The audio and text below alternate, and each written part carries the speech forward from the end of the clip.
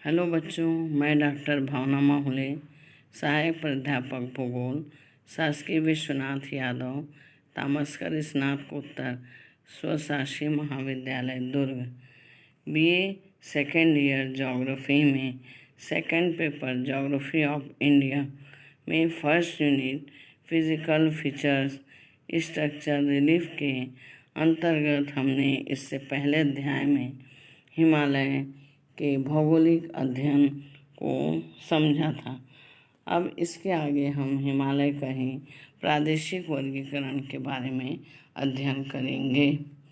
Sydney बुर्रार्ड नामक भूवैज्ञानिक ने हिमालय पर्वत का वर्गीकरण निम्न प्रकार से किया है। पहला, पंजाब हिमालय सिंधु नदी तथा सतलज नदी के मध्य 560 किलोमीटर तक के क्षेत्र में फैले पर्वतीय भाग को पंजाब हिमालय कहा जाता है। इसका अधिकांश भाग जम्मू कश्मीर और हिमाचल प्रदेश में होने के कारण ही इसे कश्मीर व हिमाचल का हिमालय भी कहा जाता है।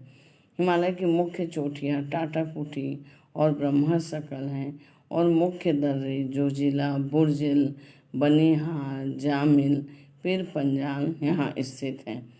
इस श्रेणी का उत्तरी ढाल निर्जन, उबड़ खाबड़ और शुष्क है, किंतु बीच में पठार और कुछ झील जैसे राकसताल, मानसरोवर स्थित हैं।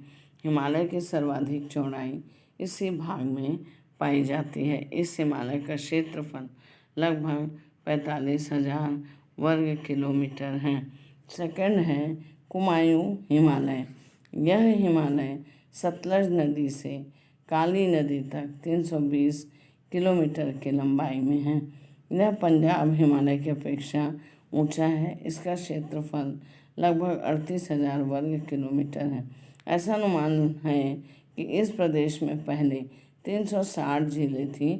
जब ये झील सूख गए उसके पश्चात यह उपजाऊ भाग निर्मित हो गया। यहाँ के मुख्य चोटियाँ हैं नंदा देवी, कॉमेट, त्रिशूल, माना, बद्रीनाथ, जिसकी ऊंचाई साथ में दी गई है।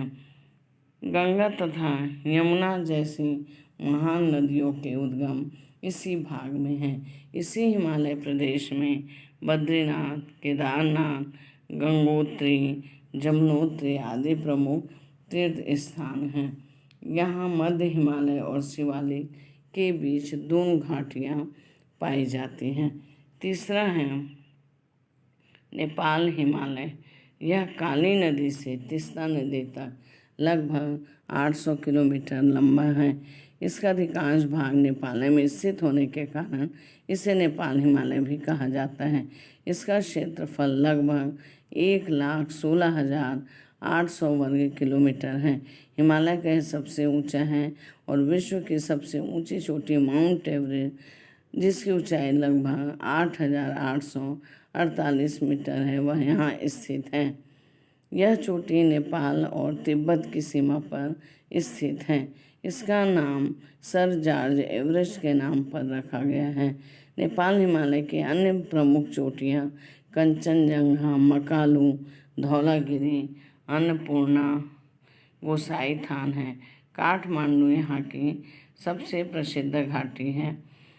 यहाँ पर ऊंचा भाग जो है वह वनस्पति से रहित है, किंतु निचले भागों में ढाल में देवदार, स्प्रूस, फर और चीड़ आदि के कोणधारी वन यहाँ मिलते हैं।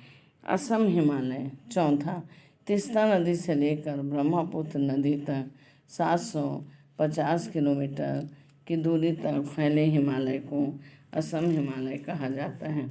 इसका क्षेत्रफल 67,500 वर्ग किलोमीटर है। इसका विस्तार सिक्किम, असम तथा अरुणाचल प्रदेश में है। इस भाग की ऊंची चोटियाँ नामचा बरवा, कुला कांगड़ी और चुमलहारी हैं। अन्य चोटियाँ भी यहाँ ऊंची हैं जो कि स्थित है, जिसमें काबस, जांग सांगला तथा पौहोनी हैं। इस भाग की प्रमुख नदियाँ ब्रह्मपुत्र, लोहित, दिबांग और दिहांग नदियाँ हैं। इसी हिमालय को असम में रहने वाली अनेक जनजातियों के आधार पर कई उप विभागों में बांटा जाता है। यहाँ पर खासी, जयंतिया, मिकिर आदि, जिनमें आका, दफला, मिरी और मैसमिक जनजातियाँ रहती हैं। तो ये हो गया हिमालय का प्रादेशिक वर्गीकरण। आगे हम अध्ययन करते हैं हिमालय में दर्रे भी पाए जाते हैं, जो कि पर्वतीय भागों में इन दर्रों की स्थिति से हम उसमें सड़क मार्ग या रेल मार्ग का निर्माण कर सकते हैं। हिमालय के पश्चिमी भाग में अनेक ऐतिहासिक दर्रे हैं, जिनसे प्राचीन काल में भारत में आक्रमणियों ने प्रवेश किया था, आक्रमण करने वालों ने भारत में प्रवेश किया था। इनमें मकरान, गोमल, खैबर, टोची, कुर्रम, बोलन आदि ये दर्रे हैं। ये अभी वर्तमान में पाकिस्तान में हैं। उत्तरी हिमालय में मालकंद दर्रा है। उत्तरी हिमालय में मालकंद दर्रा पाया जाता है, जिसमें से चित्रोल को मार्ग जाता है। बुर्जिल दर्रा मध्य एशिया जाने का मार्ग है, जो जिला दर्रे के माध्यम से श्रीनगर से लेह जाने को मार्ग है। कराकोरम दर्रे के माध्यम से यारकंद जाया जाता है। शिबकी दर्रा से तिब्बत और शिमला जाने को मार्ग है। मानव और नीति दर्रों से मानसरोवर और कैलाश जाने के लिए मार्ग है। साथ ही जेलेपला और नाथुला दर्रों से दार्जिलिंग और चुम्बे घाटी होकर तिब्बत को मार्ग है। पूर्वी हिमालय के मुख्य दर्रे चौकान, कांगेरी, तुगब, चौगान हैं, किंतु सघन वन और यहाँ पर तीव्रगामी नदियों के कारण आवागमन अत्यंत कठिन हो जाता है। हिमालय में अनेक प्रकार की नदियाँ प्रवाहित होती हैं। इनको भी अनेक वर्गों में वर्गीकृत किया जाता है। हिमालय का जब उत्थान नहीं हुआ था, उससे पहले यहाँ जो नदियाँ प्रवाहित होती हैं वो है सिंधु, सतलज, ब्रह्मपुत्र, अरुण। महान हिमालय की नदियाँ, ये हमने हिमालय के भौगोलिक वर्गीकरण में पढ़ा था। महान हिमालय, लघु हिमालय, शिवालिक श्रेणी, उनमें प्रवाहित होने वाली नदियाँ।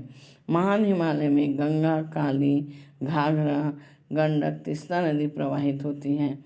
लघु हिमालय में रावी, व्यास, चिनाब, झेलम व शिवालिक श्रेणी में हिंडन व सोलानी नदी प्रवाहित होती हैं।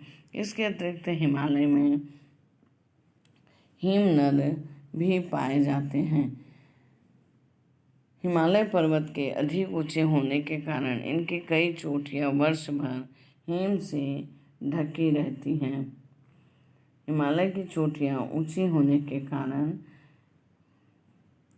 हिम से ढकी हुई पाई जाती हैं और इस पर्वत में हिम रेखा कश्मीर हिमालय में 6000 मीटर, कुमायूं हिमालय में 5200 मीटर, पंजाब हिमालय, नेपाल हिमालय, असम हिमालय सभी में अलग अलग ऊंचाई पर पाई जाती हैं।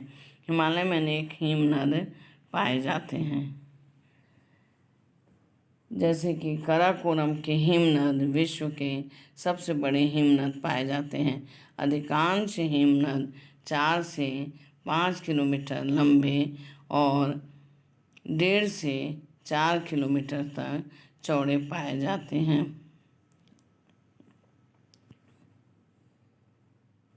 ये प्रतिदिन 8 से 10 सेंटीमीटर से लेकर 30 सेंटीमीटर तक ही फिसल पाते हैं। अधिकांश हिमनद की लंबाई 4 से 5 किलोमीटर और 1.5 से 4 किलोमीटर तक ही चौड़ाई पाई जाती हैं। हिमालय में प्रमुख हिम नदियाँ हैं सासाइनी, जिसकी लंबाई 157 किलोमीटर है, हिस्पर, बातुरा, बाल्टोरो, सियाचिन, रीमू, गंगोत्री, केदारनाथ, कंचनजंगा विभिन्न लंबाइयों में हिमनद पाए जाते हैं। हिमालय की ये जो हिमानियाँ पाई जाती हैं, इनके पिघलने के कारण ही भारत की बड़ी नदियों को जल की प्राप्ति होती है। जैसे कि गंगा और यमुना नदियों का उद्गम क्रमशः गंगोत्री व यमुनोत्री हिमानियों से होता है, इसलिए इन नदियों में सर्वत्र जल व्याप्त रहता है। डॉक्टर बनर्जी के अनुसार हिमालय से निकलने वाली इन नदियों को अलग अलग समय में अलग अलग प्रकार से जल की प्राप्ति होती है। दिसंबर से जून तक 60% जल इन हिमनद से प्राप्त होता है। जुलाई से नवंबर तक 35% और शेष जल निचले ढालों पर होने वाली वर्षा से प्राप्त होता है। इन सब के साथ ही हमें हिमालय के महत्व के बारे में भी जानना बहुत आवश्यक है। हिमालय पर्वत की स्थिति इस प्रकार से है कि भारत में साइबेरिया और रूस के ओर से आने वाली ठंडी और शुष्क पवनों से हिमालय पर्वत रक्षा करता है। हिमालय पर्वत भारत के मौसम और जलवायु पर भी गहरा प्रभाव डालते हैं। हिमालय पर्वत मानसूनी पवन को रोककर भारत के बड़े भाग को जलवृष्टि प्रदान करता है और यही कारण है कि आज भारत की जलवायु मानसूनी जलवायु प्रदेश के नाम से जानी जाती हैं। अगर यहाँ पर भारत के उत्तर पश्चिम से पूर्व में हिमालय की स्थिति नहीं होती तो ये मानसूनी पवनें आगे निकल जाती और भारत की जलवायु शायद कुछ और रहती, लेकिन हिमालय पर्वत की स्थिति के कारण ही यह मानसूनी पवन को रोककर भारत को मानसूनी जलवायु के रूप में हमें विशेषता प्रदान करता है।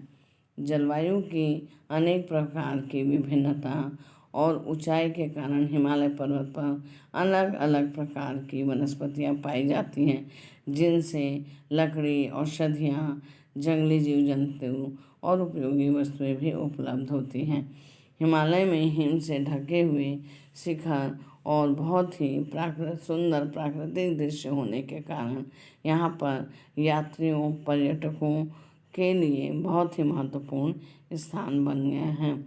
जैसे शिमला, कुल्लू मनाली, कांगड़ा, नैनीताल, देहरादून, चंबा, अमरनाथ, गुलमर्ग, लेह, श्रीनगर, दार्जिलिंग आदि स्थानों को यात्री यहाँ पर घूमने के लिए आते हैं।